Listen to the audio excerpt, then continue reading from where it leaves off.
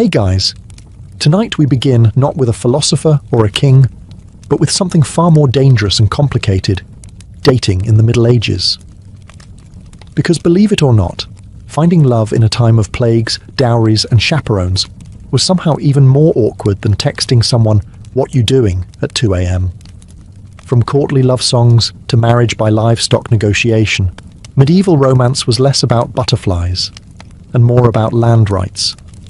So before you get comfortable, take a moment to like the video and subscribe, but only if you genuinely enjoy what I do here. And let me know in the comments where you're tuning in from and what time it is for you. It's always fascinating to see who's joining us from around the world. Now, dim the lights, maybe turn on a fan for that soft background hum, and let's ease into tonight's journey together. So, you're standing in a medieval village, or maybe a chilly stone castle, wondering how to find love. Maybe strike up a conversation? Compliment someone's hose? Ask if they come here often? Nope. That's not how any of this works. If you're in the Middle Ages, dating, in the modern sense, doesn't really exist. You don't flirt, text, or go for long walks to see where it goes. Instead, your parents, or your lord or your abbot, are already deciding who you'll marry, when, and how many cows it will take to seal the deal. If you're a noble, you've probably been betrothed since before your voice dropped. You and your future spouse might meet for the first time on your wedding day. And yes, that's just as uncomfortable as it sounds. The whole thing is about land, titles, and family alliances. Not compatibility or how good they are at lute solos. If you're a peasant, things are slightly less formal, but only slightly. Your family still has a strong say, and love isn't really part of the discussion. Maybe your parents know a nice girl whose family owns a productive goat.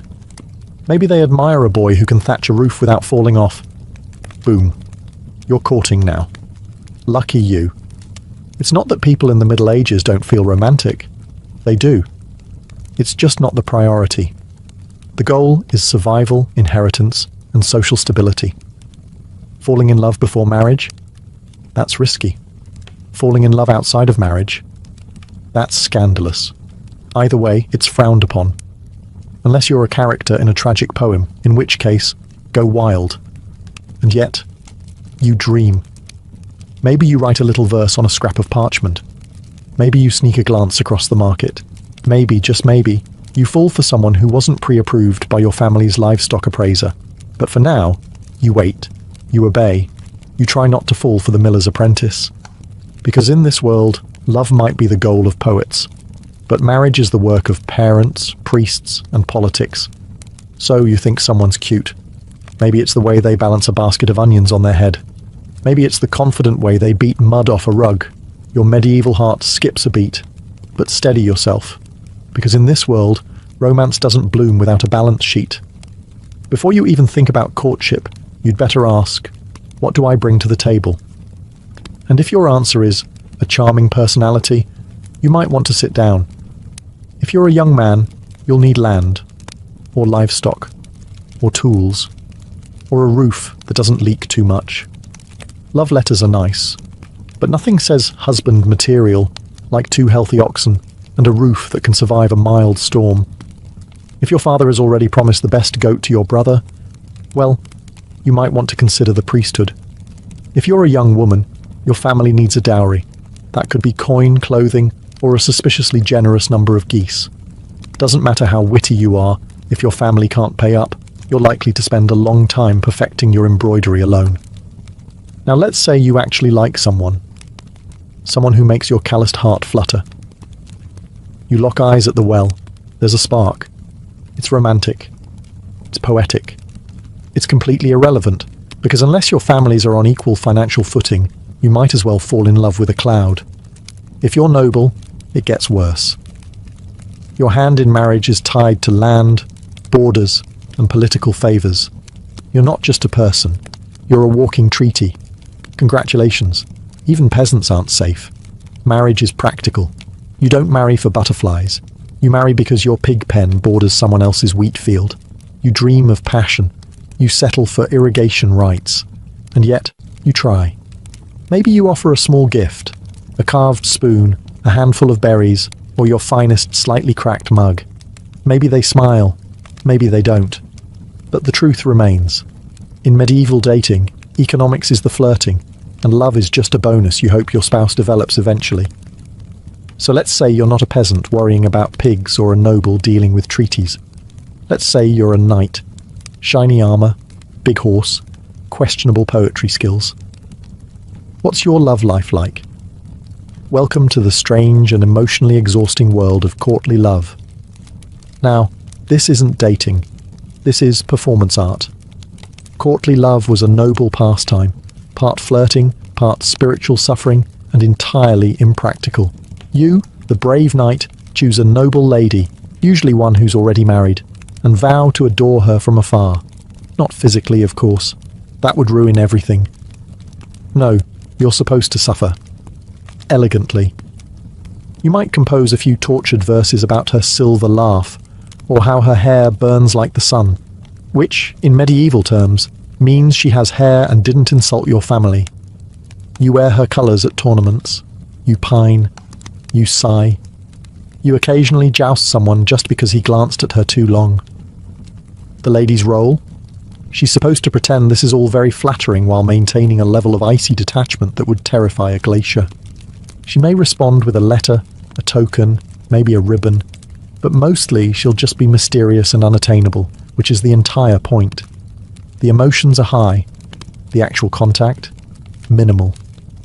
At best, you might get a nod from across the hall or a finger brushed against your gauntlet during a feast. Anything more, and suddenly it's not courtly love. It's a scandal.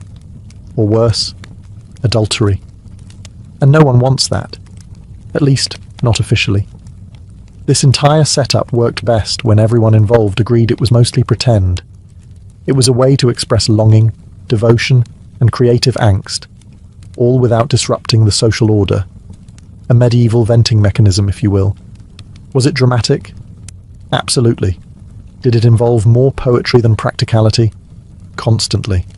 But for a knight stuck between battles and boredom, courtly love gave you something to write about, and someone to write for. Just don't expect a happy ending, or a kiss, or even eye contact. So you've fallen for someone. Great. Now comes the hard part, expressing that affection in a society where touching someone's hand without a chaperone is basically a declaration of war. Welcome to the medieval solution. Tokens. Think of it as 12th century texting.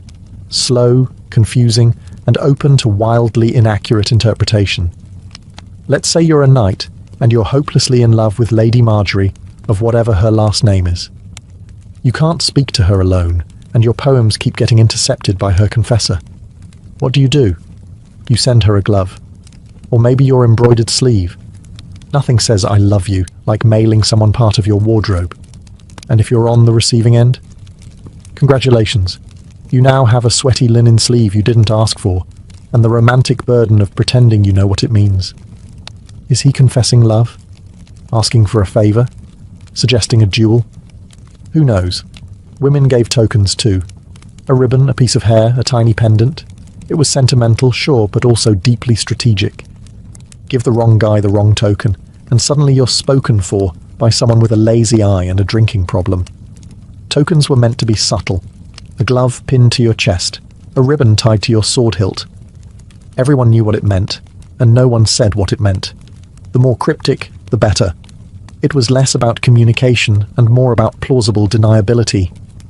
Oh, this glove?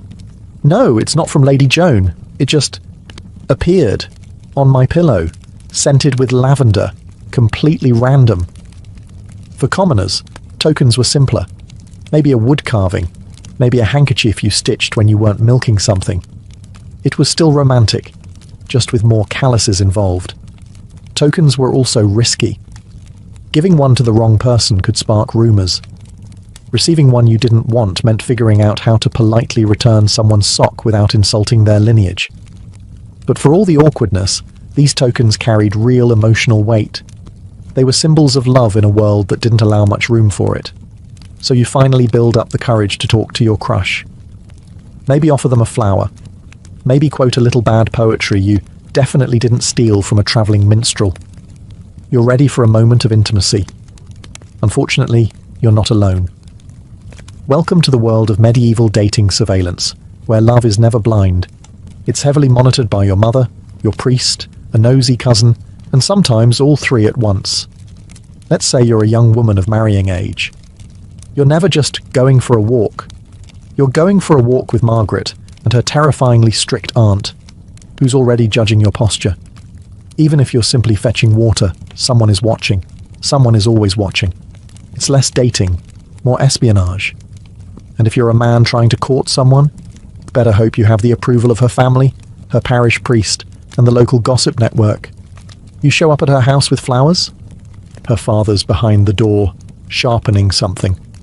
Her mother's pretending to stir a pot that hasn't boiled in 3 hours, and the village priest just happens to be passing by on his way to morning prayers at sunset.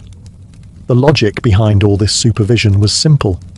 Protect virtue, preserve family honor, and absolutely prevent any unsanctioned touching, especially before marriage, especially alone, especially ever. Chaperones were there to monitor innocent interactions. Group outings, monitored, walks, supervised, sitting within a 2-meter radius of each other on a bench. Only if someone's grandmother is knitting nearby and pretending not to listen. The church, of course, had opinions, lots of them. It regulated courtship the way a bouncer regulates a nightclub. Priests gave sermons about proper conduct and wrote lengthy treatises on the dangers of flirtation. Yes, that's right. Medieval clergy published anti-flirting manuals.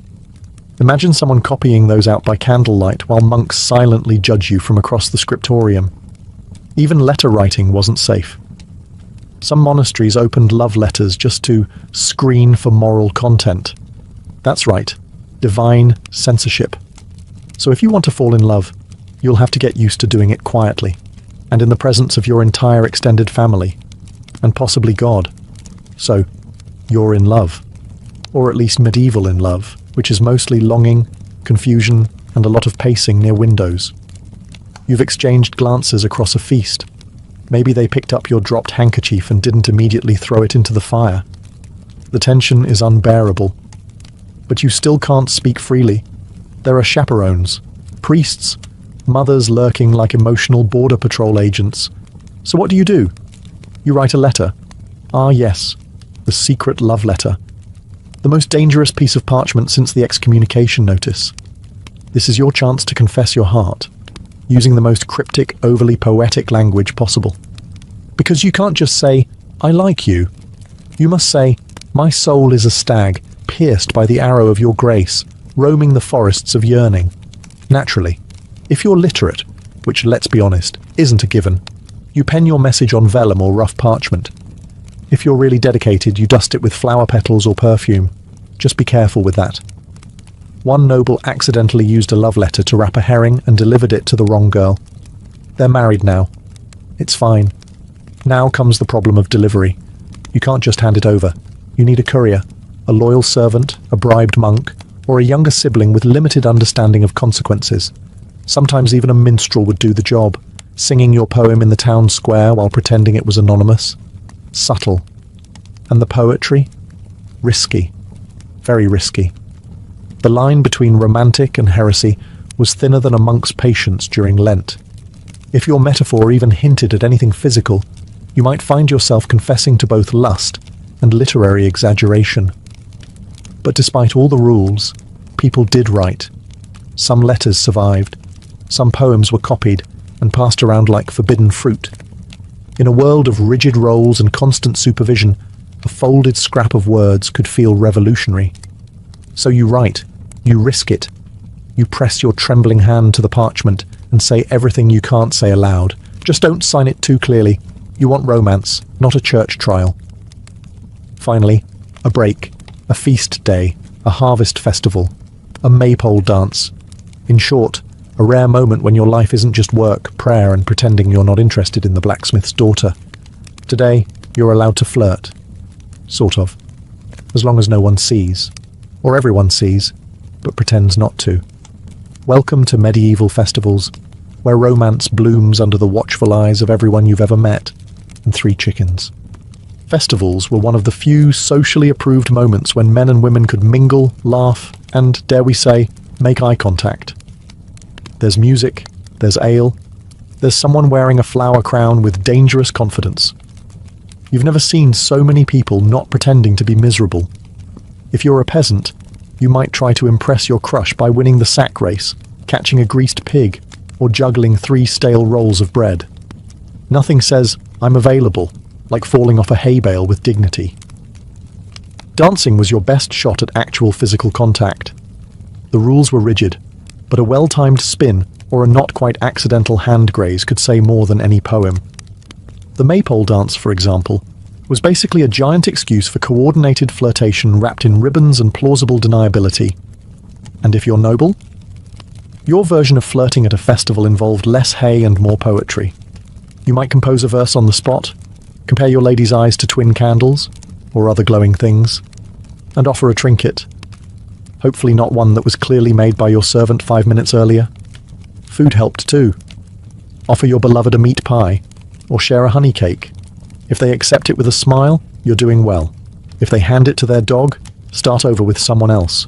But remember, everything you do, someone is watching. A parent, a priest, a bard with a big mouth. One misstep, and your flirty smile becomes a youthful indiscretion discussed at church for the next 6 weeks. Still, for a few hours you can pretend. Pretend you're in a world where love isn't a transaction, where laughter isn't suspicious, and where dancing in public doesn't end in penance. Let's say you're not a knight, a noble, or a bard with a lute and excessive feelings. You're a regular villager. You wake up with the cows, go to bed with the chickens, and spend most of your day ankle-deep in mud. You're not looking for a poetic soulmate. You're looking for someone who can milk a goat without emotional drama. Welcome to peasant courtship, where romance is practical, gestures are modest, and chemistry means we can survive winter together. In your world, dating is less about long conversations and more about shared tasks. You notice someone you like because they work hard, don't complain much, and have a decent set of teeth. That's it. That's the whole checklist. You're not picky. You're realistic. You don't need fireworks. You need someone who can gut a fish and maybe doesn't snore too loudly. So how do you show interest? You give gifts, small, useful things. A basket of eggs, a bundle of firewood, a good turnip. And if you're feeling bold, maybe a woven ribbon or a carved spoon. Nothing says, "I'm serious about you," like a spoon you whittled by candlelight while your pig judged you silently. Conversations happen during shared chores. You might walk together to the mill, chat while tending sheep, or exchange pleasantries while shoveling something that smells questionable. No one's reciting poetry. You're talking about the weather, crop yields, and whether or not old Thomas fell in the well again. And yet, in its own way, it's romantic. There's a sweetness in the simplicity. A shared life built not on idealism, but on cooperation. You know each other's strengths, weaknesses, and how fast they run when a goat escapes. Proposals often came quickly. If you both agreed, and the families did too, marriage followed. Maybe you moved into a shared hut. Maybe you built a new one from scratch with help from the village. You brought your best blanket. They brought a goat. Together, you began the strange miracle of domestic survival. It's not glamorous, but it's honest. You've done it. You found someone who can cook, clean, tolerate your family, and doesn't visibly recoil at the sight of your feet. True love, right? Now it's time to get married, which, in medieval terms, means you're entering into a contract. Not a dreamy vow under the stars. A legally binding transaction, often negotiated with all the passion of a livestock auction. If you're a peasant, it's still a big deal. You gather a few witnesses, talk to the local priest, and try not to trip over the Latin during the ceremony. But behind the sweet-sounding blessings is a serious checklist. Dowry, land rights, who gets the cow, and what happens if someone dies during planting season. Ah yes, romance. If you're from the upper class, buckle up. Your marriage is a full-blown legal negotiation. Your parents, their parents, the priest, a scribe, maybe a cousin who once studied law. They're all in on it. The bride and groom, mostly just standing nearby, looking decorative and nodding when spoken to. You may or may not have even met the person you're marrying. Your family has done the math. Your estate needs her fields, her dowry balances your debts, and both of your coats of arms look good next to each other.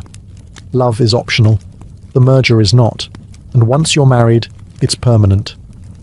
Divorce isn't really a thing unless you can prove someone wasn't baptized, was secretly related to you, or died and forgot to mention it.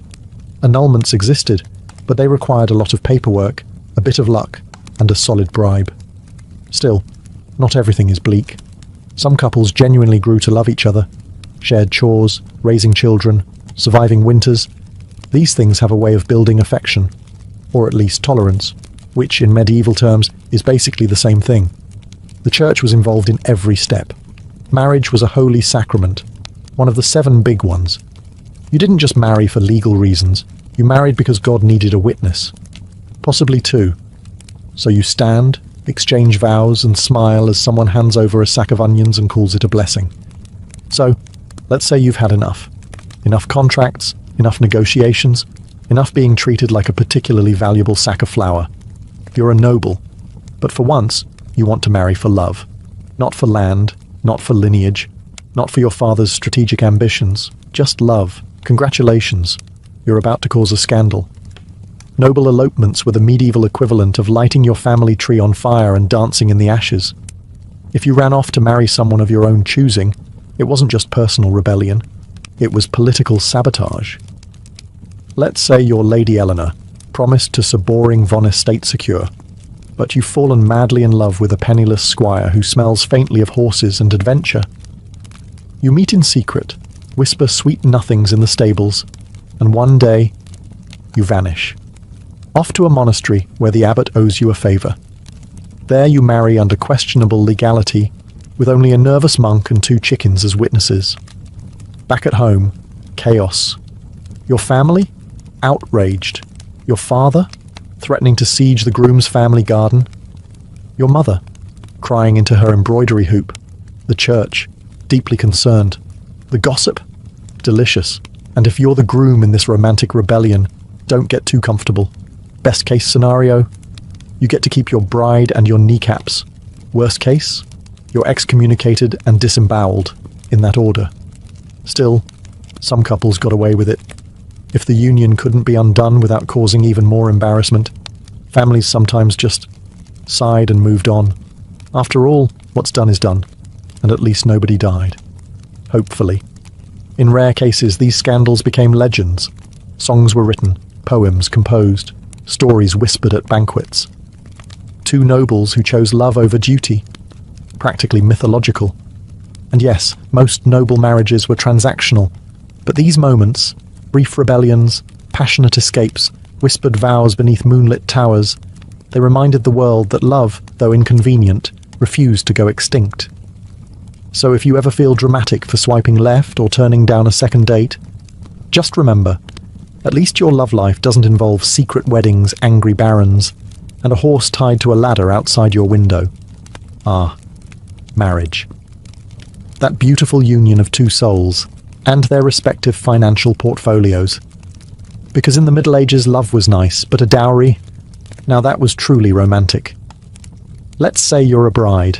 You're not just getting married, you're being launched, like a small dowry-equipped economic vessel. Your family prepares your dowry, money, livestock, land, linens, a cow or 2, depending on how lovable they think you are, and maybe even a set of pewter dishes if they're feeling generous. These offerings go to your future husband, who accepts you and your portable wealth with open arms and a mental calculator. Now flip the scenario. In some cultures or regions, it's not the bride's family giving the goods, it's the bride price. The groom pays her family for the honour of marrying her, effectively saying, "Here's a horse, a cloak, and 3 pigs. Now give me your daughter." Medieval romance at its finest. The point is, someone is paying someone. You're getting married, and there is absolutely a receipt involved. These exchanges weren't just about wealth. They were about status, expectations, and public statements. A large dowry might indicate a bride came from a prestigious family. A stingy one might suggest they were trying to offload her quickly, possibly due to suspicious personality traits or a habit of talking back. You, as the bride, didn't usually get to keep your dowry. It became part of the household economy, managed by your husband, guarded by the law, and hopefully not gambled away on dice and ale within the first month of marriage. If the marriage ended, through death, annulment, or your husband wandering off to join a monastery after midlife regret, your dowry could theoretically be returned. But retrieving it was often harder than pulling a sword from a stone. You'd need support, legal backing, and ideally someone who could read. Meanwhile, the bride price, if paid, was like buying a rare goat, expensive upfront and no refunds. It compensated the bride's family for the loss of her labour. After all, who's going to milk the sheep now? So while love was occasionally in the mix, money was always at the altar. So you didn't go the marriage route. Maybe you were the second son, or your dowry was suspiciously small, or you just really liked chanting. Either way, you've joined a monastery or convent. Congratulations, you've now taken a vow of poverty, chastity, and an aggressive disinterest in romance. And yet, here you are, in a stone cloister surrounded by silence, candle smoke, and Brother Anselm's unexpectedly soulful eyes. Yes, even behind monastery walls, forbidden love found a way. To be clear, falling in love in a religious order was deeply discouraged. Like, you might get whipped, exiled, or lectured by someone with a Latin name. Discouraged. You've sworn to give your heart entirely to God, which means giving it to literally no one else. But hearts are unruly, and sometimes prayers start sounding a lot like love poems. Maybe it starts with innocent tasks. Passing each other bread in the refectory, whispering during vespers, laughing a little too hard when someone drops a hymnal. Before you know it, you're tucking extra cheese into Sister Beatrice's satchel and questioning everything. Some monks and nuns wrote passionate letters, disguised, of course, as theological musings. Your soul is a shining light in the darkness of my contemplation sounds holy, unless you read between the lines. And many did. There were, inevitably, scandals, secret meetings in the herb garden, midnight confessions that weren't strictly sacramental, and the occasional gasp-worthy discovery of a nun with a suspiciously round belly. The punishment, usually harsh, exile, public penance, or being reassigned to some far-off abbey known mostly for sheep and silence. Still, not all stories ended in disgrace. Some lovers escaped. A few even got married after being defrocked. Most, though, returned to their cloisters, red-faced and redevoted, swearing that the whole thing was just an overzealous theological debate. Because in the end, monastic life was about discipline. But humans are humans, even in robes, even in silence. And sometimes a quiet glance across the chapel was more thrilling than any tournament or courtly poem. You did it. You got married. There was a priest, a pig roast, and someone spilled mead on your mother's only nice cloak. But now it's been a few months, or years, and something feels off. Maybe your spouse snores like a dying lute. Maybe they forgot to mention their chronic gambling problem. Or maybe you just realized that marrying for land and sheep doesn't automatically result in romantic bliss. Either way, welcome to the world of medieval marital disappointment. Now, don't go reaching for the divorce papers, because they don't exist. At least, not in any form you'd recognize. Marriage was a sacred and unbreakable bond, approved by the church, sealed by God, and enforced by public shame. You could try for an annulment, but you'd need a very good reason. We don't get along doesn't cut it. You'd have to prove that one of you was underage, already married, too closely related, which happened disturbingly often, or, best case scenario, never consummated the marriage, which meant someone had to confirm that fact, in writing, possibly under oath. Good luck. If you're a noble, it gets messier. Your marriage wasn't just personal, it was political. Trying to escape it could start a feud, ignite a scandal, or launch a minor war. Best to just quietly resent each other and attend separate feasts. So what do unhappy couples do? Mostly they just endure. You sleep in different beds. You sigh dramatically at dinner. You pour your feelings into embroidery, or that one really angry psalm. Passive aggression becomes your love language. Of course, affairs happened, usually quietly, sometimes spectacularly. Nobles had secret lovers, Peasants had suspiciously helpful neighbours. The church condemned it, of course, but that didn't stop people. It just made them better at sneaking around barns and blaming things on God's mysterious will. For women, getting out of a bad marriage was especially hard. Even if your husband was violent or vanished, society expected you to stay loyal, silent, and mildly pious while surviving off bread crusts and disapproval. Still, some people made it work. Marriages weren't always happy, but they could become partnerships, forged by hardship, habit, and the shared experience of hauling firewood in the rain. Let's say your spouse dies. Maybe it was the plague. Maybe a farm accident. Maybe they tripped over a goose in the dark. However it happened, you're now widowed. And suddenly, the medieval dating pool opens back up. Being a widow in the Middle Ages was oddly liberating. Not do whatever you want liberating, but certainly more freedom than you had before. For women, especially, widowhood often brought a taste of independence. Managing land, making decisions, even speaking in public without being immediately shushed. And if you were young-ish and still had teeth, you could remarry, quickly, very quickly. Mourning periods existed, but so did survival instincts. A widow with land and no husband was basically a walking treasure chest. Suitors appeared with alarming speed, some sincere, others just very enthusiastic about your dairy cows. If you're a man and recently widowed, society practically pushes you back into marriage. Who else is going to cook, clean, and raise the 11 children you somehow accumulated? So you start looking. Maybe the baker's daughter. Maybe that quiet widow who always brings suspiciously good mead to market. Romance in second marriages could be surprisingly sweet. This time around, you're older, wiser. You're not being pushed into an alliance. You're choosing someone to survive with. Maybe even someone you like. Wild concept. Of course, there were rules. The church frowned on remarriage that happened too quickly. Like, your spouse isn't cold yet. Quickly. And widows often had to negotiate with family over dowries and inheritance. Nothing says romantic second chance like arguing with your brother-in-law over who keeps the butter churn. But still, second marriages were common, even expected. Life was short. Winters were long. No one wanted to spend them alone if they didn't have to. And yes, love was part of it. Maybe not the swooning, sonnet-writing kind, but the quiet kind, based on shared stories, mutual respect, and the understanding that both of you had already seen some things. So you light the fire, pour the soup, and try again. Not because it's perfect, but because it's human. You've made it this far, survived the contracts, the courtships, the chaperones, and possibly a dramatic barn elopement. But before you fall for someone new, ask yourself the most medieval question of all. Are you cosmically allowed to love this person?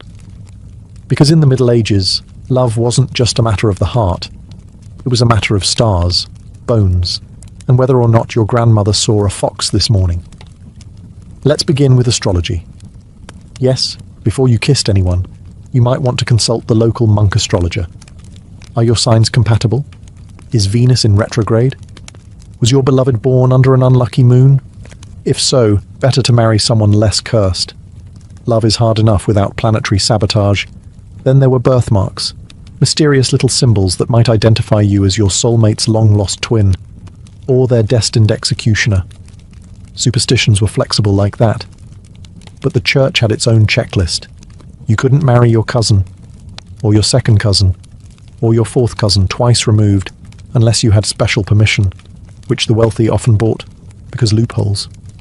So before things got serious, you'd probably need to draw a family tree, and then quietly erase parts of it. Social status also mattered, deeply. A noble could not fall in love with a peasant without it being declared either a miracle or a moral failing. Cross-class romance was rare, scandalous, and only acceptable if it later became a tragic folk song. And then there were the omens. If a raven flew overhead while you were thinking about someone, bad sign. If you dropped bread at dinner while glancing at your crush, forget it. That's a cursed union. Someone might bury a charm under your doorstep to protect you from improper suitors, or to sabotage your chances. Either worked. Love, in this world, wasn't just personal. It was mystical. Everyone had an opinion. The stars, the saints, the weather, and that one woman in the woods who definitely wasn't a witch, except she probably was. But despite all the rules, signs, and whispered warnings, people still loved. Clumsily, bravely, often against advice. Because medieval or not, the heart remains wonderfully disobedient. You've probably heard of Alexander the Great, maybe even Julius Caesar. But have you ever heard of the woman who allegedly chopped off the head of Cyrus the Great and dunked it in blood? Her name was Thamyris, and she didn't rule from a throne gilded in gold or within high-walled cities. No, her court was the open sky, her army was the wind, and her power came not from titles, but from pure, unshakable authority. She was queen of the Massagetæ, a confederation of nomadic tribes who roamed the steppes of Central Asia. Think horse archers, tattooed warriors, ritual feasts, and battlefield justice. Thamyris didn't inherit her power from a pampered courtier system. She rose through grit, leadership, and possibly a healthy dose of "don't mess with me" energy. Her people were tough, accustomed to harsh winters, long migrations, and enemies on every side. But even among such people, she stood out. She was a warrior, a lawgiver, and a ruler in her own right. No husband overshadowed her. No brother guided her hand. Now, to be clear, much of what we know about Thamyris comes from the Greek historian Herodotus, a man not exactly known for his strict fact-checking. But if even a fraction of his account is true, then Thamyris wasn't just a queen. She was a storm in human form. At the heart of her story is this. A foreign superpower was growing stronger by the day. The Achaemenid Persian Empire, led by Cyrus the Great. He had already conquered Lydia and Babylon, and now his gaze turned east. The Massagetæ were next on his list. But Cyrus didn't fully understand what kind of woman he was dealing with.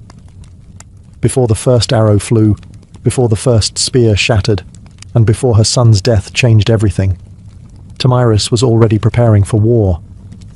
Not because she wanted conquest, but because she refused submission.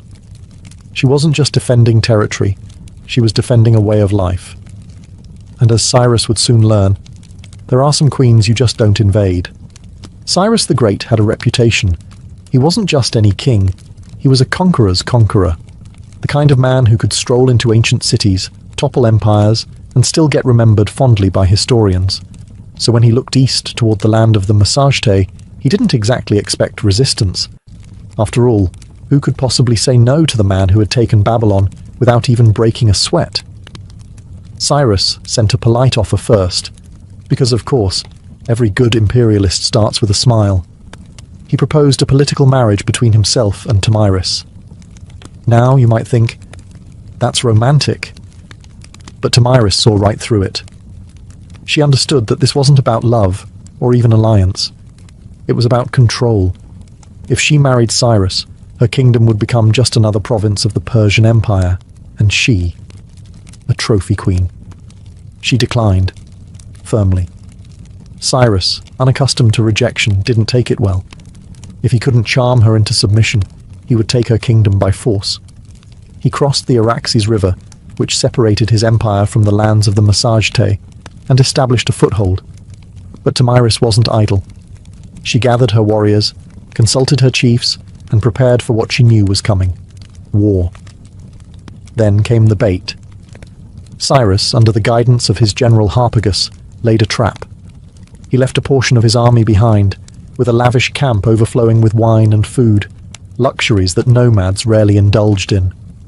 Thamyris' son, Spargapizes, led a detachment to investigate. They raided the camp, took the supplies, and, fatally, drank the wine. The Persians returned at just the right moment.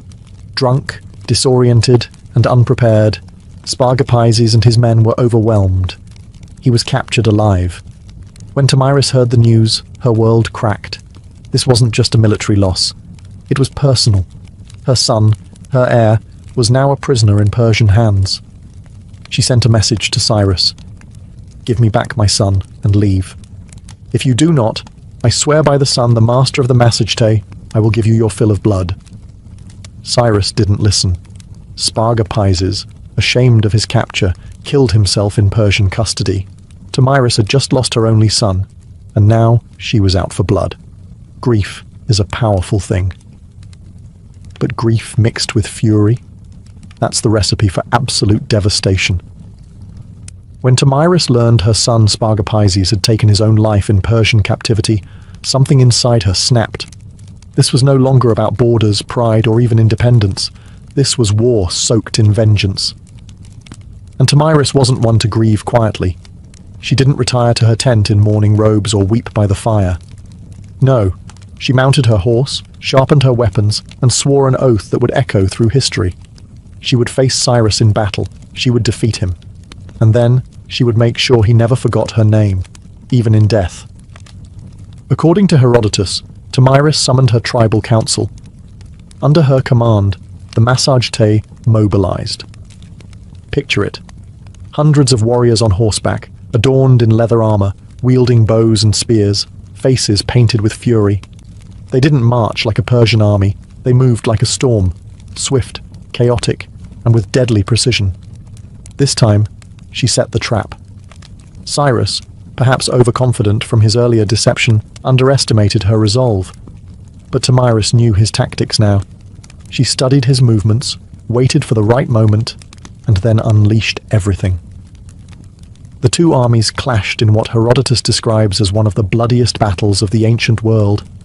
There were no fancy formations or long speeches, just screaming horses, clashing blades, and a queen who fought alongside her warriors. No silk-robed empress here.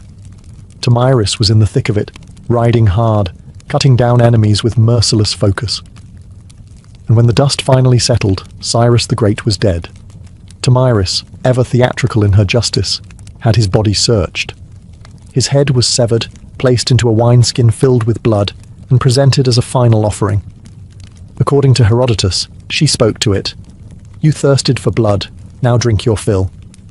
Whether or not every detail is true is almost beside the point, because what matters is that Tomyris won. She crushed the most powerful empire of her day, avenged her son, and made sure that her name would be remembered, not as a victim, but as a conqueror. And this was just the start of her legend. The battlefield was silent. The Persians were dead or fleeing, their legendary king lifeless in the dust. And Tomyris? She didn't celebrate like a conqueror. She didn't parade through Persepolis or carve her face into coins. Instead, she stood over Cyrus's body, her vengeance fulfilled, but her heart still broken. Victory, it turned out, didn't bring peace. The Massagetae had won more than just a battle. They had turned the tide of empire. The death of Cyrus the Great sent shockwaves across the ancient world. In Babylon, Egypt, and the far corners of the Persian realm, rumors swirled. The unstoppable king had fallen, not at the hands of another great empire, but by a nomadic queen who had no throne, no palace, just fury, grit, and a cavalry of warriors who would ride into hell for her. And yet, Tomyris didn't exploit her victory for conquest. She returned to her people with the same pragmatism she ruled with. No war taxes, no imperial ambitions. She didn't try to seize the Persian throne. That wasn't her world. Her justice had been served. Her son had been avenged.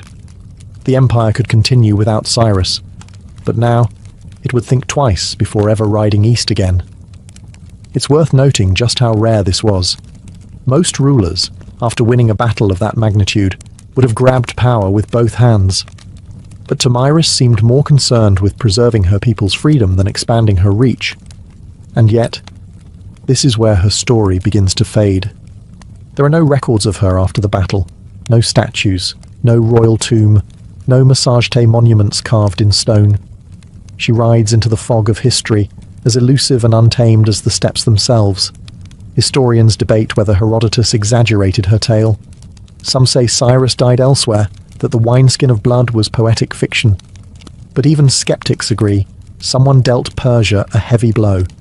And it wasn't a king, it wasn't a general, it was a queen, a mother, a woman whose love for her son fueled one of the most dramatic reckonings in ancient history. And her story, it didn't need to be written in stone. it was carried by the wind. Because when the wind howls across the steppe, some still say it whispers her name, Tomyris. To understand Tomyris, you have to understand the people she led. The Massagetæ weren't your typical ancient civilization. No marble temples, no hanging gardens, no scrolls of poetry. They were a nomadic warrior culture living in the vast, untamed lands east of the Caspian Sea, lands too wild for Persian satraps or Babylonian scribes. Their world was one of movement, survival, and honor. Imagine sprawling plains without borders, herds of horses and cattle as currency, and warriors raised in the saddle. Children were taught to ride before they could walk straight. Archery wasn't a sport, it was second nature. Their bows were compact and deadly. Their armor? Layers of leather and scale, flexible for riding, sturdy for war. They hunted, they raided, and they fought to protect their freedom.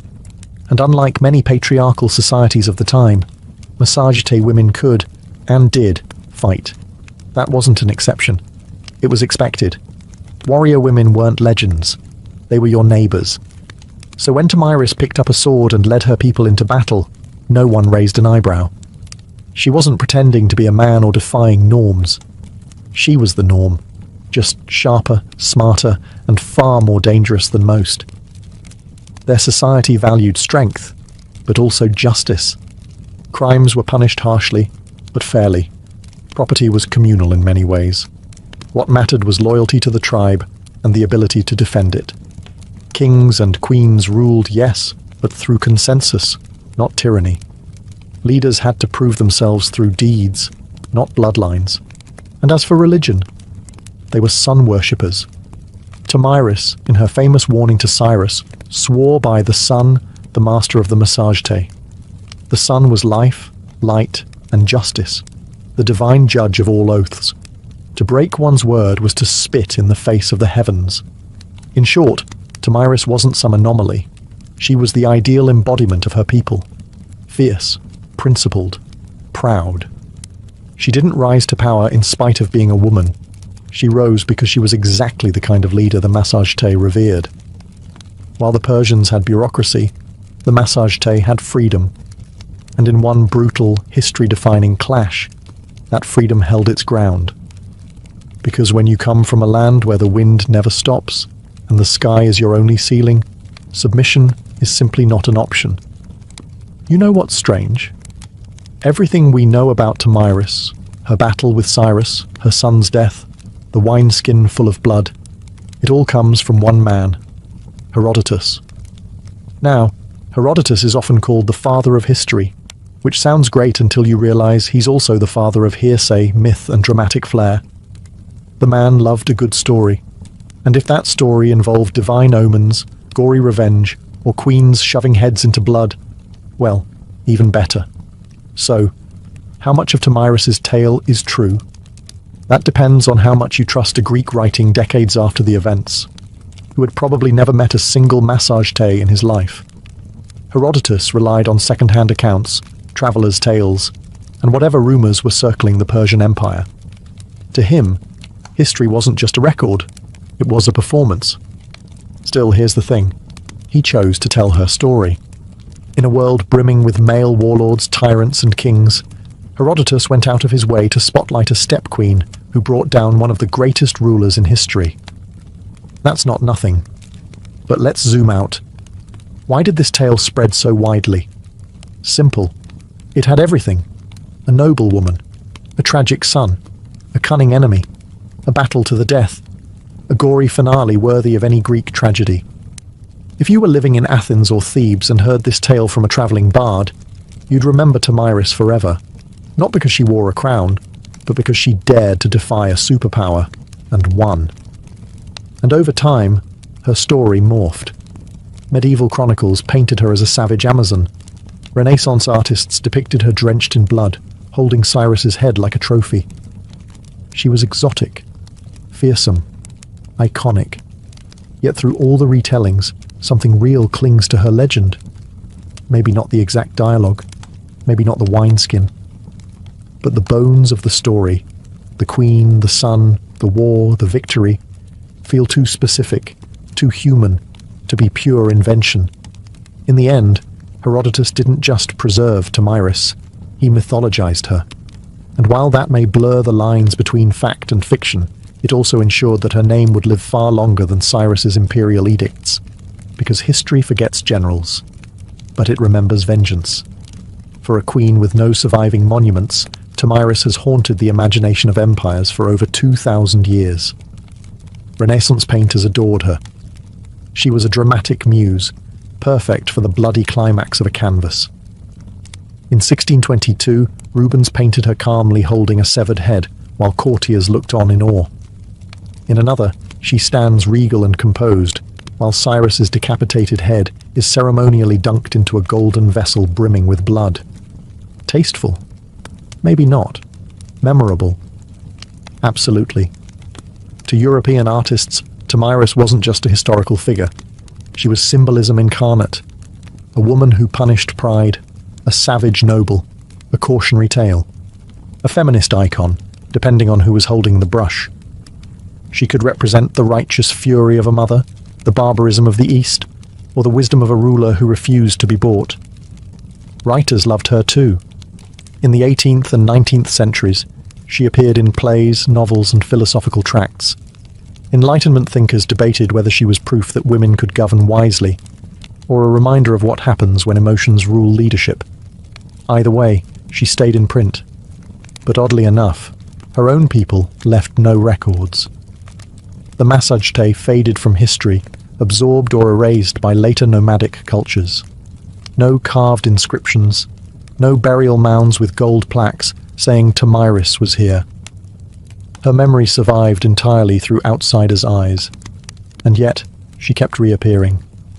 In Soviet-era Central Asia, Tomyris was reclaimed as a symbol of resistance against imperialism. Statues of her were erected in Kazakhstan and Turkmenistan. Modern scholars re-evaluated her not as a bloodthirsty barbarian, but as a legitimate head of state, a woman who ruled, led armies, and negotiated from a position of strength. She has appeared in everything from documentaries to video games. In one moment, she's a playable leader in a strategy game. In the next, she's being analysed in academic journals on gender and power. That's range. And here's the strange part. We still don't even know what she looked like. No coins, no busts, no carvings. But we know what she stood for. Strength. Vengeance. Autonomy. Legacy. In a world that forgets queens who behave, Tomyris is remembered because she did not. She didn't ask to be part of history's art gallery. She kicked the door down and posed for the bloodiest portrait ever painted. Tomyris wasn't the first woman to lead warriors into battle, and she certainly wasn't the last. But history tends to treat women like her as exceptions, isolated flashes of power in a man's world. The truth? Tomyris was part of a long, often overlooked lineage of women who ruled through the sword. Let's rewind a bit. Before Tomyris, there was Shahmuramat, the Assyrian queen who may have inspired the mythical Semiramis, builder of cities, slayer of rebels. Around the same era, the Scythians, cultural cousins of the Massagetæ, had female warriors buried with weapons, their skeletons showing clear signs of battle injuries.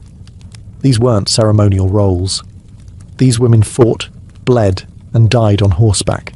And after Tomyris came more. Boudica, the Celtic queen who led a fiery revolt against the Roman Empire in the 1st century CE, is often compared to her. Like Tomyris, Boudica's war was sparked by personal loss. Her daughters were assaulted, her land seized. Her response? She burned Roman settlements to ash.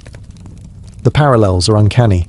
Grief, vengeance, and an empire too arrogant to see what was coming.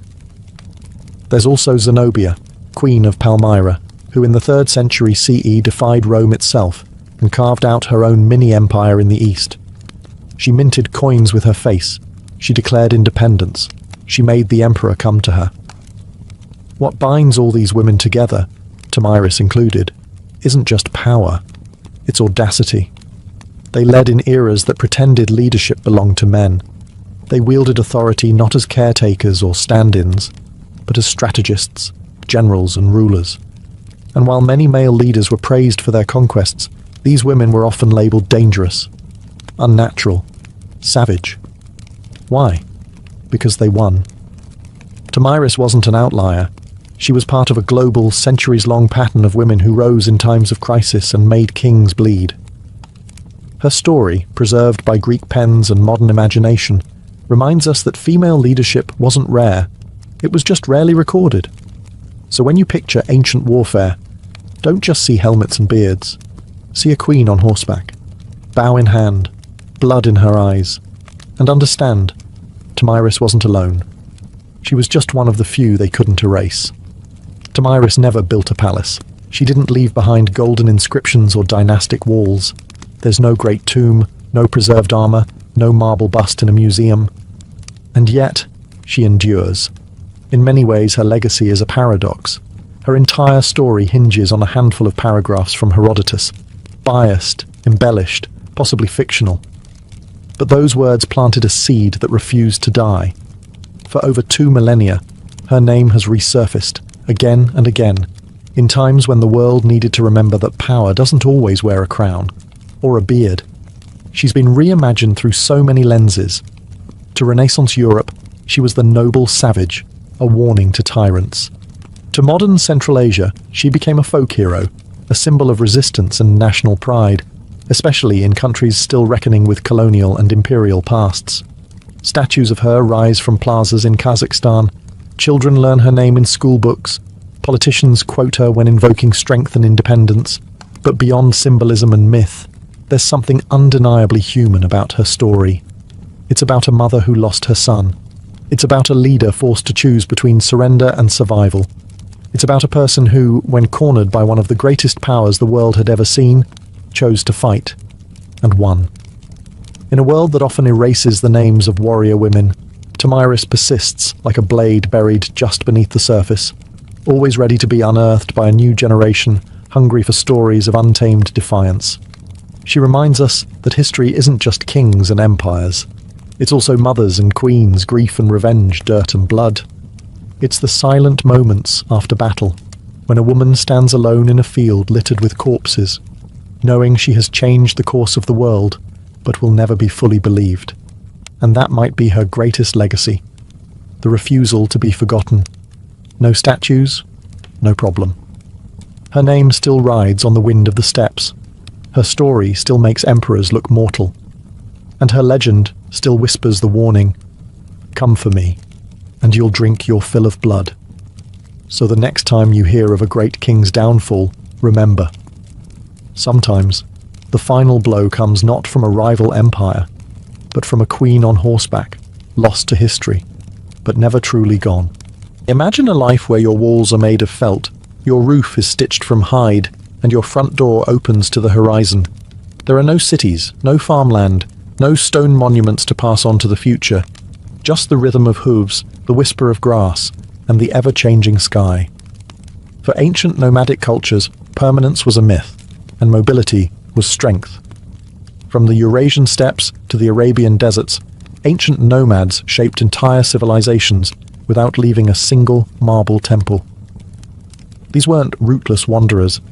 They were strategic movers, guided by the seasons, the grazing patterns of their herds, and an intimate understanding of terrain. Their homes were yurts, tents, or wheeled wagons, foldable fortresses designed for life on the move.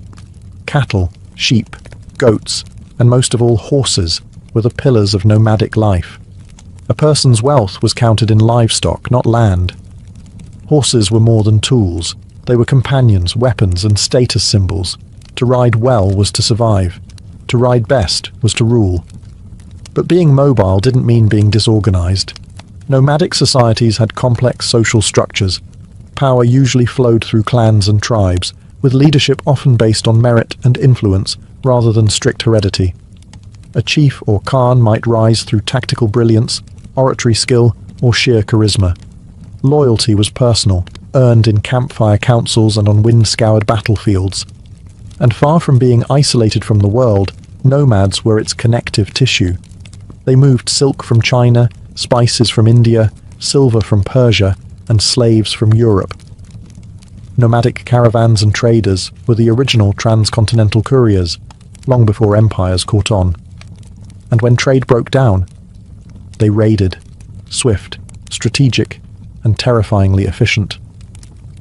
Their history wasn't written in stone. It was sung, recited, and remembered.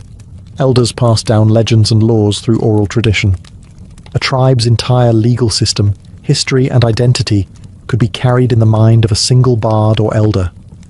Stories weren't entertainment. They were instruction, governance, and identity. In the eyes of empires, nomads were unpredictable, alien, and dangerous. But to themselves, they were guardians of freedom, masters of adaptation, and heirs to the wind. They left few ruins behind, but they reshaped the world every time they rode. Long before the Mongols thundered across Eurasia, the Scythians ruled the wind-swept steppe. Between the 9th and 2nd centuries BCE, these nomadic warriors dominated the lands stretching from the Black Sea to the edges of Central Asia. To the Greeks, they were fearsome horsemen and exotic barbarians. To themselves, they were a people of freedom, vengeance, and pride. Scythian society was built around mobility and violence. Their horse culture was unmatched. Boys learned to ride before they could walk properly. Their weapons were practical and deadly. Short composite bows, ideal for shooting while galloping at full speed, curved swords, battle axes, and iron-tipped spears. The Scythian warrior wasn't just a man either. Archaeological finds confirm what Herodotus hinted at. Women fought too. Some graves reveal female skeletons buried with weapons, showing battle wounds that only came from real combat. They didn't build cities, but their kurgans, burial mounds, have preserved their legacy. Beneath these mounds, archaeologists have found gold, intricate tattoos on preserved skin, embroidered garments, and elaborate weaponry. Their art style, full of swirling animals and predatory symbolism, reflects a life bound to nature and the hunt. But the Scythians weren't just wild raiders. They were diplomats, mercenaries, and traders, especially with Greek colonies along the Black Sea. They sold furs, slaves, and grain, and in return imported wine, pottery, and luxury goods. Greek writers both admired and feared them. Herodotus wrote of their strange customs, like drinking the blood of enemies or using scalps as napkins. But he also praised their justice and loyalty to kin. Their religion was primal and animistic. They worshipped gods of war, fire, and fertility. Some rituals involved cannabis smoke, others horse sacrifice. Their worldview was cyclical and tied to the land, not in terms of ownership, but sacred movement. Eventually, they faded. Pressured by other nomadic groups like the Sarmatians, and boxed in by growing empires, the Scythians dissolved into history. But they set the standard for the steppe warrior archetype. A mobile, deadly, fiercely independent fighter with no master and no fixed home. They didn't write books. But when you see a mounted archer silhouetted against the steppe, that shadow is Scythian. They were the storm before the empire. While the Scythians ruled the grasslands, the Bedouins carved their legacy into sand. Originating in the vast deserts of the Arabian Peninsula, the Bedouin were not merely wanderers. They were engineers of survival, mastering some of the most inhospitable terrain on Earth. Unlike the mounted thunder of steppe nomads, the Bedouin life was quieter, more deliberate. It was built around the rhythms of the desert, drought and rainfall, grazing routes, and the movements of stars. Their home was the black goat hair tent, or Beit el-Shah, portable, breathable, and easy to pack. Life moved with the camels, known as the ships of the desert. Camels were transport, food, clothing, and currency all at once. The Bedouin were famed for their tribal structure. Everything revolved around the clan. Loyalty to kin came before all else. Honor, or sharaf, wasn't just a word. It was the social glue. A single insult could start a blood feud. But generosity to guests, karam, was just as sacred. The stranger could expect food, water, and protection for 3 days. No questions asked. Their warfare was rooted in the raid, or gazu, fast, strategic attacks designed to capture goods and livestock without unnecessary bloodshed. Battle wasn't about mass slaughter. It was about survival, prestige, and honor. A successful raid elevated a man's status. A failed one could stain a tribe's reputation for generations. But Bedouin life wasn't all conflict and sandstorms. It was rich in oral tradition. Poets were warriors of words. Their verses preserved history, shamed enemies, and praised heroes. Poetry was passed from memory to memory, often performed in song-like cadence around the fire. Some poems became tribal lore, others became legacy. Trade caravans also passed through Bedouin lands. These tribesmen served as guides, protectors, and sometimes smugglers, moving goods like incense, spices, and silk from southern Arabia to the Levant and beyond. They knew every oasis, every star path. Their knowledge was legendary and expensive. Though many Bedouins later integrated into cities and empires, they maintained a fierce sense of identity. Even today, the black tent and tribal codes remain symbols of Bedouin pride. They weren't just survivors of the desert, they were its soul. No nomadic people have ever reshaped the world quite like the Mongols. In the 13th century, these steppe riders erupted out of the plains of Mongolia and carved out the largest contiguous land empire in history. But their roots were no different than the other nomadic cultures they followed: mobile, clan-based, and fiercely adaptive. Life on the Mongolian steppe was brutal and demanding. The Mongols lived in gurs, circular felt tents that could be assembled in under an hour and packed onto a cart the next morning. Their herds, horses, yaks, goats, sustained them, and their children were raised in the saddle. Riding was a skill learned before literacy.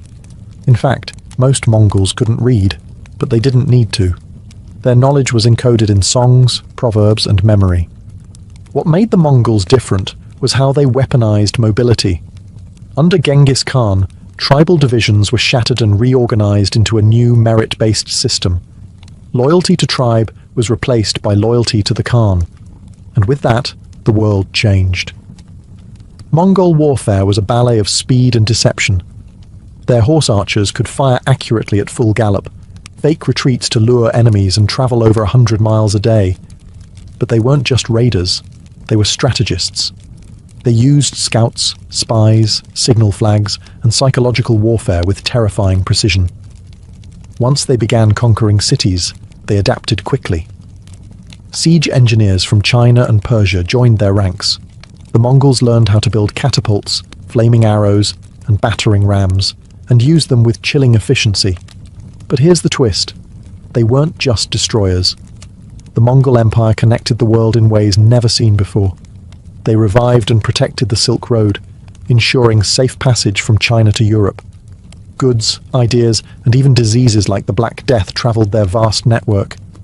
They introduced paper currency, passport systems, and religious tolerance across their realm. A Muslim merchant, a Christian priest, and a Buddhist monk could all travel safely under Mongol rule, as long as they didn't rebel. And yet, they remained nomads at heart. Even as they governed empires, Mongol rulers still returned to their tents, their herds, and the open steppe. They conquered cities, but never truly belonged to them, because no matter how high they climbed, they always rode with the wind at their backs. To the sedentary empires, nomads were either useful or dangerous, and sometimes both at the same time. But to nomads, the line between trade and raid was negotiable. One day, they'd escort your caravans across the desert. The next, they'd plunder your border towns. It all depended on the mood, the season, and how well you paid. Trade was vital to nomadic life. Most nomads couldn't grow grain or make pottery. They needed tools, textiles, spices, and luxury goods. In exchange, they offered livestock, furs, leather, salt, and exotic items like falcons or rare horses. Some traded directly with empires. Others operated as middlemen between distant regions, forming crucial links along the Silk Road, incense route, and other transcontinental paths.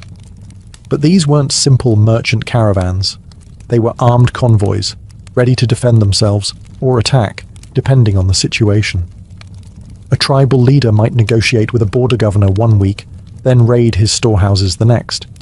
Empires called this treachery. Nomads called it options.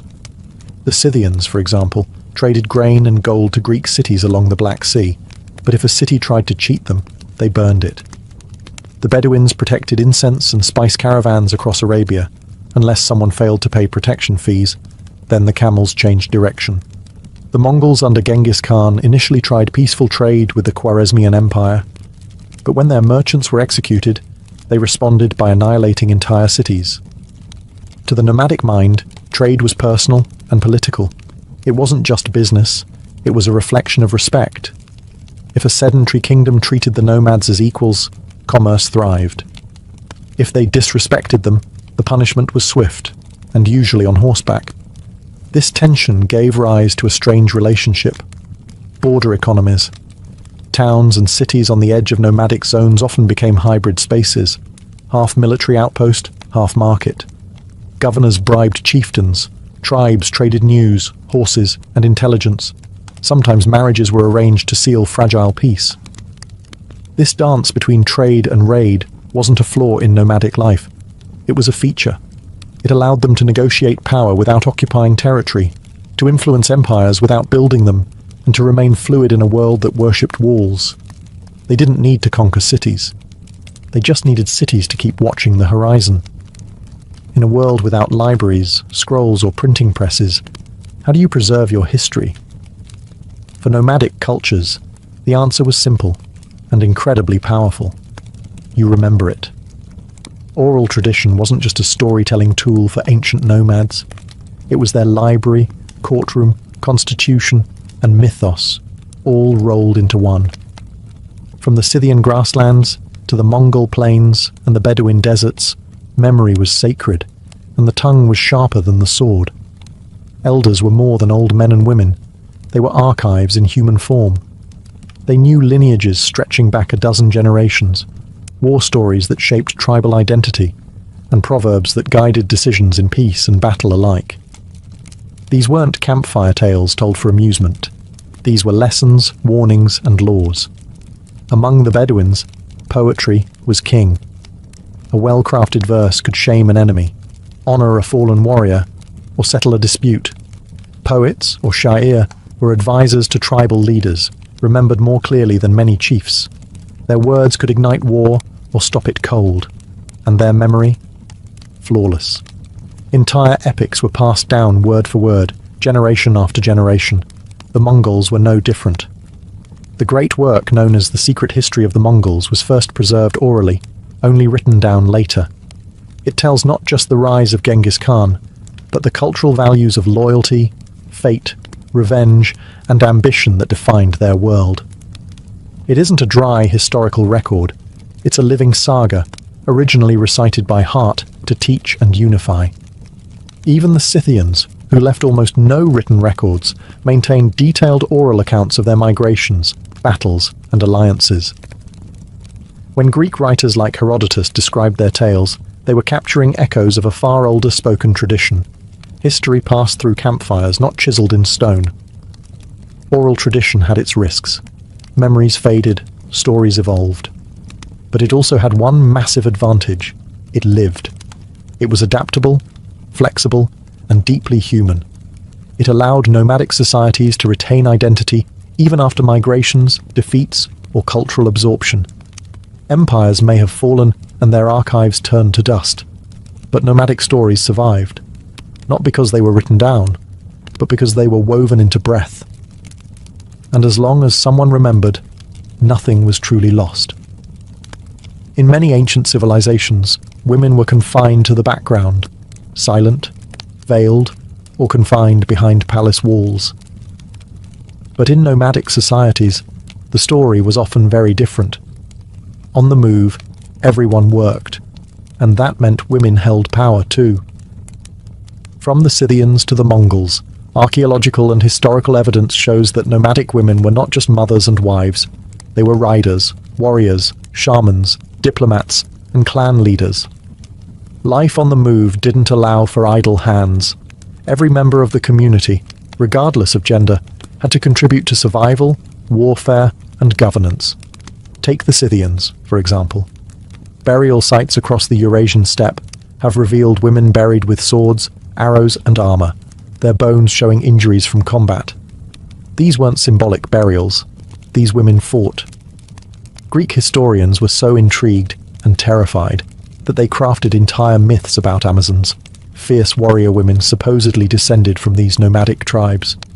In Mongol society, women managed the encampments while the men were away raiding or conquering. But even at the highest levels of power, women left their mark. Genghis Khan's daughters and daughters-in-law often ruled territories, led armies, and conducted diplomacy. One of the most powerful women in Mongol history, Sorghaghtani Beki, was a strategist and kingmaker who raised emperors and brokered alliances. Among the Bedouins, women had fewer public leadership roles, but still wielded influence through poetry, family alliances, and the sacred traditions of hospitality. A woman's tent was her domain. Her ability to manage resources, uphold honor, and raise future warriors made her a central figure in tribal life. In some tribes, women could initiate divorce, control property, and even own camels, the ultimate symbol of wealth and survival. Religion also gave nomadic women spiritual authority.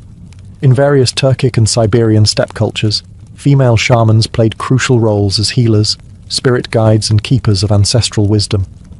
They weren't fringe mystics. They were respected pillars of the community. In short, mobility created necessity, and necessity gave rise to equality, at least more than what was seen in most empires of the time. The unpredictable nature of nomadic life demanded flexibility. If a man fell in battle, a woman stepped up, without ceremony, without asking permission. In these windswept societies, a woman could be the hand that rocked the cradle and the hand that drew the bow. For nomadic peoples, spirituality was not tied to temples or sacred buildings. It was woven into the land, the sky, and the journey itself. When your life is in constant motion, your gods ride with you. Nomadic belief systems were typically animistic and nature-based, rooted in the cycles of the seasons, the behavior of animals, and the rhythms of survival. The wind wasn't just weather, it was a messenger. Mountains were guardians, rivers carried spirits, fire was sacred, life was a dialogue with the unseen. Among the Scythians, described by Herodotus, worship centered on a pantheon of gods tied to the natural world. Tabiti, the goddess of the hearth, likely equivalent to Hestia, and Papaios, the sky god.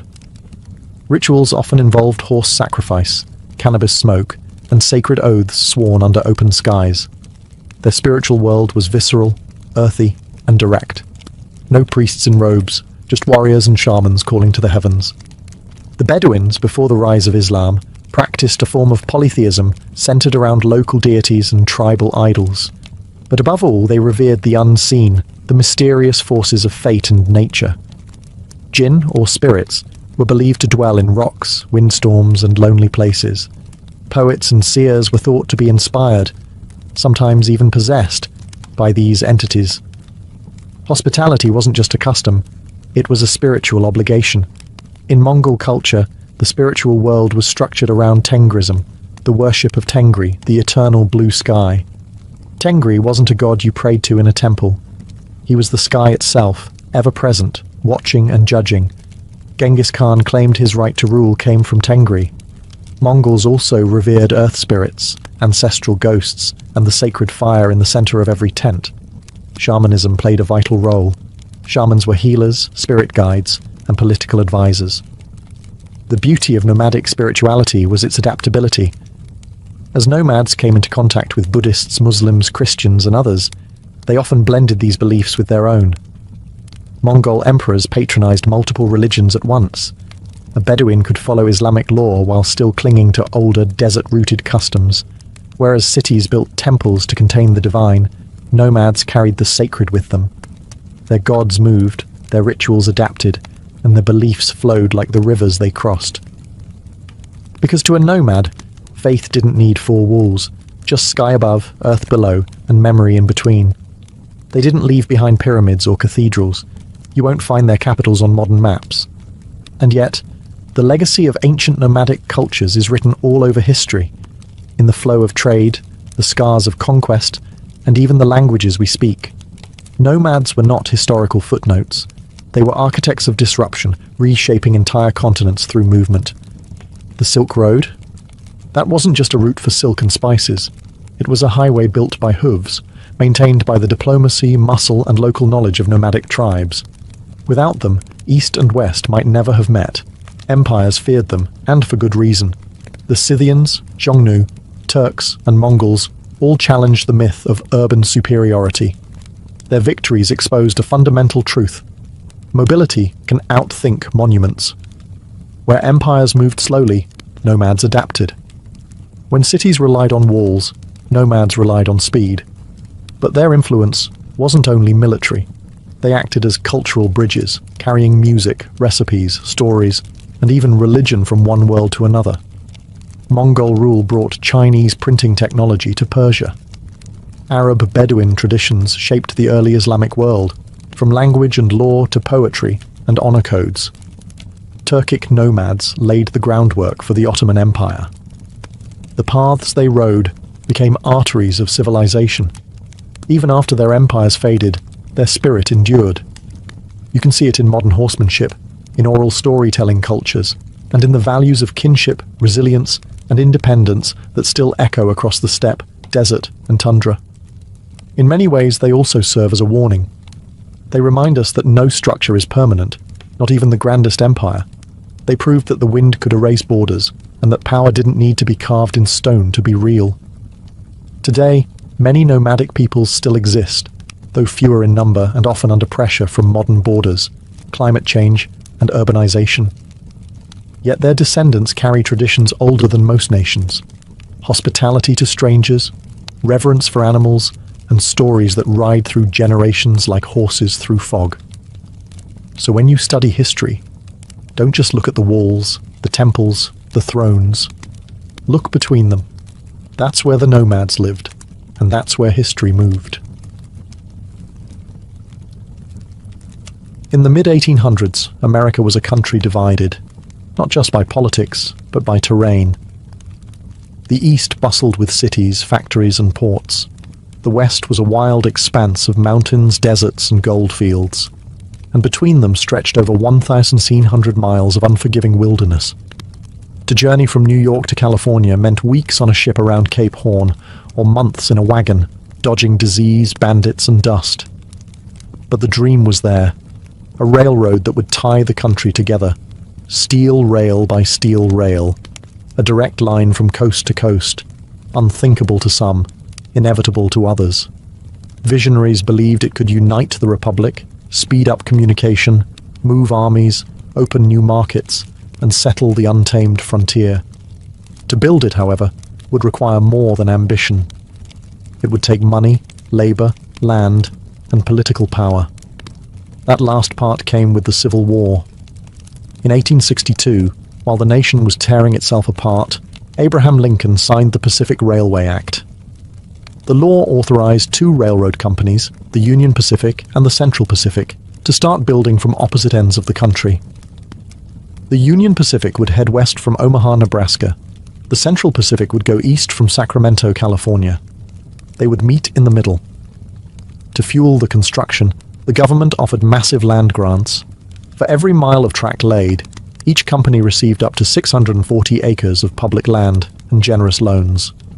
The race was on, not just to unite the country, but to claim land, money, and history itself. On paper, it was a marvel of infrastructure. In reality, it was about to become one of the most grueling construction efforts in American history. Workers would blast through mountains, bridge vast plains, and brave bitter winters and scorching deserts. Thousands of immigrants and laborers would be brought in to do the work. The rewards would be monumental, but so would the human cost. And for the indigenous nations living on the land where the tracks would cut through like a scar, this was not progress. It was a warning. In 1862, the idea still sounded like a gamble, but within 7 years, two lines would meet in the Utah desert and change America forever. While the Union Pacific had the flat plains of Nebraska ahead of them, the Central Pacific faced a far more brutal challenge from the very start: the Sierra Nevada mountains. These weren't gentle hills. They were towering granite peaks, prone to avalanches, snowdrifts, and back-breaking terrain. And this was before dynamite was even invented. Construction began in Sacramento in 1863, but the real wall stood just 80 miles east, The Sierras were a formidable barricade, and every mile of track laid felt like a war against nature itself. To conquer this obstacle, the Central Pacific needed labor, a lot of it. At first, they hired mostly Irish immigrants and white laborers, but many quit, unable or unwilling to face the grueling conditions. That's when the company turned to a new workforce, Chinese immigrants. By 1865, over 10,000 Chinese laborers were building the railroad, more than 80% of the Central Pacific's entire workforce. They were paid less than white workers, often lived in more dangerous conditions, and faced deep racism. But they proved indispensable, showing incredible skill, endurance, and discipline. Their work was heroic and horrific. They carved tunnels through solid rock using only hand tools and black powder. The most infamous, Tunnel Number 6, took nearly 2 years to complete. In winter, snowdrifts reached 40 feet. Workers lived in camps buried beneath snow, connected by vertical shafts like chimneys. Dozens died in avalanches, explosions, and rock slides. And yet, the line advanced. To speed progress, Chinese crews suspended themselves in baskets over cliffs, chipping away at stone inch by inch. When they couldn't go around a mountain, they went through it. When they couldn't level terrain, they built wooden trestles that soared above ravines. It was some of the most dangerous and underappreciated labor in American history. Few records exist of individual Chinese workers. No statues were built for them at the time. But without their hands, the transcontinental dream would have died in the Sierras. By 1867, the Central Pacific finally emerged from the mountains. What lay ahead was desert, harsh, dry, and deadly, but flat. The worst was behind them. The race to the meeting point was truly on. While the Central Pacific was battling granite and snow in the west, the Union Pacific had its own gauntlet to run. Starting from Omaha, Nebraska, the company laid track westward through the Great Plains, a land that seemed endless, flat, and deceptively simple. But the challenge wasn't the geography. It was people, politics, and power. The Union Pacific hired largely Irish immigrants, former Union soldiers, and freedmen. Many were veterans looking for steady pay after the Civil War.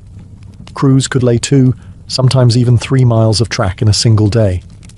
The wide-open plains allowed speed, but they also exposed the workers to raids, starvation, and environmental extremes. This was indigenous land. The Pawnee, Cheyenne, Arapaho, and Lakota Sioux had hunted, lived, and died on these plains for generations. And to them, the railroad was not progress. It was an invasion. The track cut directly through tribal hunting grounds. The smoke-belching engines frightened buffalo herds. Telegraph poles and surveyors disrupted sacred spaces. Tribes saw what was coming. Settlers, soldiers, fences, and displacement. Resistance was inevitable. The Lakota Sioux, under leaders like Red Cloud, fought back fiercely. They raided camps, attacked surveying teams, and tore up rails. In response, the US government built forts along the route and stationed troops to guard the track. Railroad construction became a militarized operation, with track layers working under the protection of armed guards. It was a low-grade war, fought with rifles and treaties that never lasted. For the indigenous nations, the railroad represented a death sentence for their way of life. And they were right. Still, the Union Pacific pushed forward. Financially backed by massive federal loans and led by men like Thomas Durant, the company laid track at breakneck speed. Crews lived in temporary towns, dubbed Hell on Wheels, which sprang up overnight and disappeared just as fast. Gambling, whiskey, and violence followed the workers like a dust storm. By 1867, Union Pacific had reached Cheyenne and was headed into Wyoming. The mountains loomed in the distance, but the real mountain they were climbing was political. How do you unite a nation when you're laying rails over the bones of another? For the Union Pacific, the answer was simple.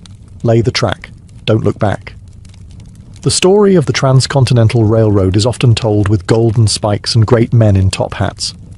But the real story? It's soaked in sweat, muscle, and pain. Much of it provided by men whose names were never recorded, whose graves were never marked, and whose stories were buried beneath the tracks they built. On the Central Pacific, It was the Chinese laborers who did the impossible. Nearly 15,000 of them, most hailing from Guangdong province, endured freezing temperatures, deadly explosions, and racial hostility while tunneling through the Sierra Nevada. They earned less than white workers, received no recognition, and were often housed in separate, inferior camps. But they persisted, quietly, skillfully, and relentlessly. Despite being called weak and unfit by early skeptics, the Chinese crews soon proved to be the most reliable workforce on the railroad. They blasted rock, laid rail, built trestles, and cooked their own food, often staying healthier than their counterparts. Yet, when the last spike was driven at Promontory Point, none of them were invited to the celebration photo. Meanwhile, on the Union Pacific, Irish immigrants made up a large portion of the workforce. Many had survived famine and war, only to face new dangers on the plains. They fought off raids, laid track at incredible speed, and drank themselves to sleep in rickety tents. Their lives were hard, but their labor was essential. Former enslaved African Americans also worked the rails, some hired as freedmen seeking better lives. Their contributions, like those of the Chinese and Irish, went largely uncredited. Laborers of color were exploited, but indispensable. This was a multinational workforce, building a nation with bare hands and broken backs. And then there were the cooks, blacksmiths, teamsters, and supply haulers, each playing a role in keeping the great machine of progress moving forward. None of them were executives, but without them, there'd be no golden spike. In the grand American myth, we tend to spotlight the visionaries and tycoons. But railroads weren't laid by dreams alone. They were laid by calloused hands, underpaid men, and marginalized workers, people who bent history with no guarantee they'd be remembered. They didn't build the railroad for glory. They built it to survive. By the late 1860s, the two railroad companies, the Union Pacific and the Central Pacific, were no longer just building tracks. They were locked in a frenzied competition, each racing toward an invisible meeting point somewhere in the Utah Territory. But this wasn't a gentleman's agreement. It was a war for land, money, and prestige. Why the urgency? Because of the way the government subsidies worked. For every mile of track completed, each company received federal land grants and hefty loans. The more track you built, the more profit you claimed. So naturally, both sides tried to outbuild the other, even laying parallel tracks in opposite directions, knowing full well that only one set would be used. It became absurd. Crews worked at breakneck speed. The Central Pacific, fresh off their victory over the Sierra Nevada, now blasted through the Nevada and Utah deserts. Meanwhile, the Union Pacific crossed rivers and high plains, skirting the edge of the Rocky Mountains. They even began laying track through areas they knew the government would eventually declare wasteful, just to secure funding. Work intensified to near manic levels. The Central Pacific's Chinese crews set a world record in April 1869. 10 miles of track laid in a single day, a feat unmatched even today. They accomplished this using synchronized teams, rotating shifts, and a rhythm honed through years of labor. Union Pacific crews, not to be outdone, pushed hard from the east, despite ongoing labor strikes, supply issues, and mismanagement from their financier, Thomas Durant, who was more interested in stock manipulation than railroad engineering. The two tracks finally neared each other at Promontory Summit in present-day Utah. Surveyors marked the site. Arrangements were made for a formal ceremony. Locomotives from both companies, Central Pacific's Jupiter and Union Pacific's number 119, were brought face-to-face, cowcatcher to cowcatcher. Executives prepared speeches. A special golden spike was commissioned. Telegraph wires were hooked up to transmit the final hammer blows in real time across the country. But behind the celebration was the lingering reality. The race had been brutal, often reckless, and entirely driven by profit. The rails were now joined, but the scars they left behind, on land, labor, and lives, would remain for generations. Progress had a finish line, and both companies were willing to trample over anything to cross it. On May 10th, 1869, the windswept plains of Promontory Summit, Utah, became the center of the American universe. A crowd of workers, officials, journalists, and railroad executives gathered to witness the momentous event, the joining of the Union Pacific and Central Pacific Railroads, the completion of the Transcontinental Railroad. Two gleaming locomotives stood nose to nose on the finished track, the Central Pacific's Jupiter and the Union Pacific's number 119. Between them lay a final rail, and at its center, a golden spike, engraved with the words, "May God continue the unity of our country as this railroad unites the two great oceans of the world." Telegraph lines had been connected to the ceremonial hammer. Each blow would send an electric signal across the country. As Leland Stanford, representing the Central Pacific, raised the sledgehammer, Americans across the nation leaned in to listen. With each swing, the telegraph clicked. Done. Church bells rang, cannons fired, cities erupted in celebration. From New York to San Francisco, it was as if a national artery had been stitched together in real time. The East and West were no longer months apart. They were 7 days apart by rail. It was a stunning engineering achievement. The United States was now bound coast to coast by steel and steam. The symbolic significance couldn't be overstated. A young, post-Civil War nation had proven it could connect its fractured parts and march into a modern industrial era. But not everyone was part of the celebration. None of the Chinese workers who had laid most of the Central Pacific's track were invited to the photo. They had been excluded from the ceremony entirely, despite their role in accomplishing the impossible. The Irish labourers, freedmen, native guides, and other marginalised workers were also absent from the frame. In their place stood bearded men in frock coats, holding hammers and cigars. So while the country celebrated unity, the reality was more complex. The railroad did connect east to west, but it also sharpened divisions between races, classes, and cultures.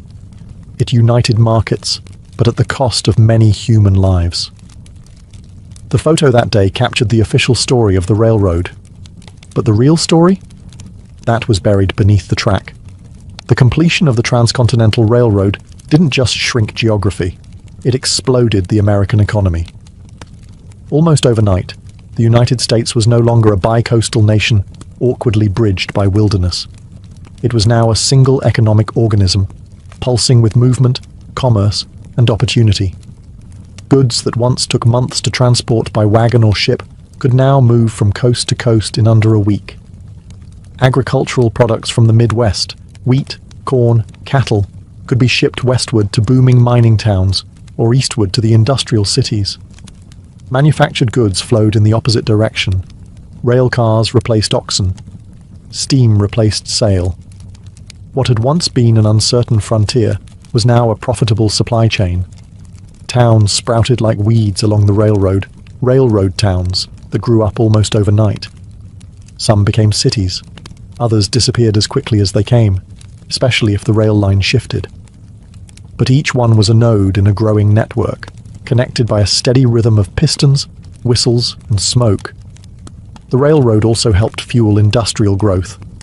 Ironworks, coal mines, timber mills all surged with demand. The need for rails, locomotives, and infrastructure created jobs across the nation. Steel barons and railroad tycoons got rich, bankers lined their pockets, and small-time entrepreneurs rode the wave, opening hotels, restaurants, and general stores along the line. Mail moved faster. News travelled across time zones in days instead of weeks. For the first time, the government could project real presence across the full continent, deploying troops, resources, and political influence wherever the rails reached. And let's not forget the human factor. Millions of people moved west. Immigrants from Europe who once landed in New York now saw a direct path to land and labor in California, Oregon, and the Western Territories. Homesteaders, prospectors, ranchers, and outlaws all rode the same steel road toward destiny. Of course, this boom wasn't evenly shared. Wealth flowed upward. Native lands were devoured. Laborers remained poor. But there's no denying it. The railroad transformed the US from a regional republic into a continental power. The engine wasn't just moving people, it was moving money, power, and the future. And once it started, it wasn't going to stop. Beneath the polished steel and triumphant headlines of the Transcontinental Railroad lay a darker, more tragic legacy. the destruction of indigenous lands, lives, and cultures. The railroad didn't just connect east and west, it sliced through native homelands, carving out routes through territories held by the Lakota, Cheyenne, Shoshone, Ute, and many others. What had once been open plains and sacred ground was now divided by rails, telegraph poles, and fencing. With each spike driven, native sovereignty was eroded. The impact was immediate and brutal. Buffalo herds, central to plains tribes' economies, diets, and spirituality, were slaughtered en masse to clear the way for trains and settlers. In some cases, passengers were encouraged to shoot buffalo for sport from moving trains. These herds, once numbering in the tens of millions, dwindled to near extinction in just a few decades. The railroad brought more than tracks. It brought settlers, soldiers, and surveyors. Towns popped up where there had been none. Homesteaders, empowered by the federal government, staked claims on tribal lands. What treaties hadn't taken, the railroad now absorbed. And with settlers came enforcement, military garrisons, sent to protect the tracks and suppress any resistance. Conflicts erupted. The Sioux, Cheyenne, Arapaho, and other tribes fought back in what became a series of bloody wars, some labeled uprisings, others outright massacres. From Red Cloud's War to the Battle of Little Bighorn, the railroads were both the battleground and the prize. Eventually, resistance was crushed. Indigenous nations were confined to reservations, often hundreds of miles from their ancestral lands. The psychological toll was immense. Sacred sites were desecrated. Hunting patterns were broken. Nomadic cultures, built around seasonal migration and vast open space, were forced into fixed locations, under constant surveillance, and all of it was justified in the name of progress. The Transcontinental Railroad was hailed as a marvel of American ingenuity, but it came at the cost of 1,000 nations' dreams. It wasn't just the iron that cut through the land, it was the erasure of a way of life, replaced by timetables and timbers. History books often praise the railroad for uniting a nation, but for native peoples, it tore theirs apart. When the final spike was driven at Promontory Summit in 1869, it wasn't just the end of a railroad, it was the beginning of a new American identity, faster, hungrier, and increasingly shaped by steel and steam. The Transcontinental Railroad shrank the country. What had once taken 6 months by wagon or ship now took 7 days by rail. It changed how people moved, how goods were exchanged, and how the very idea of distance was understood. Suddenly, the concept of a coast-to-coast nation wasn't a dream. It was a daily reality. The railroad fueled the rise of time zones, created to coordinate cross-country travel and commerce. It reorganized agriculture, allowing farmers to send produce across state lines. It powered the Second Industrial Revolution, enabling raw materials to flow efficiently into urban factories. The rhythm of the country began to match the clatter of trains. Culturally, the railroad reinforced a sense of manifest destiny, the belief that America was meant to span from Atlantic to Pacific. It made expansion feel not just possible, but inevitable. With rails stretching across deserts, mountains, and plains, there was no longer a wild frontier. Everything felt reachable. Everything felt claimable. But the railroad also set the template for corporate power in America. Massive wealth accumulated at the top. Men like Leland Stanford, Thomas Durant, and Collis Huntington didn't just get rich, they shaped policy, bought politicians, and built empires. Corruption scandals like the Credit Mobilier affair exposed how deeply railroad interests were embedded in government. For laborers, the train tracks marked both opportunity and exploitation. For indigenous peoples, it marked the end of a world.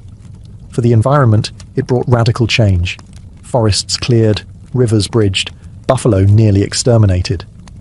Yet for all its costs, the railroad undeniably stitched the fabric of a modern America. It connected immigrants to opportunity, businesses to markets, and governments to distant territories. It transformed an experimental republic into a fully integrated nation.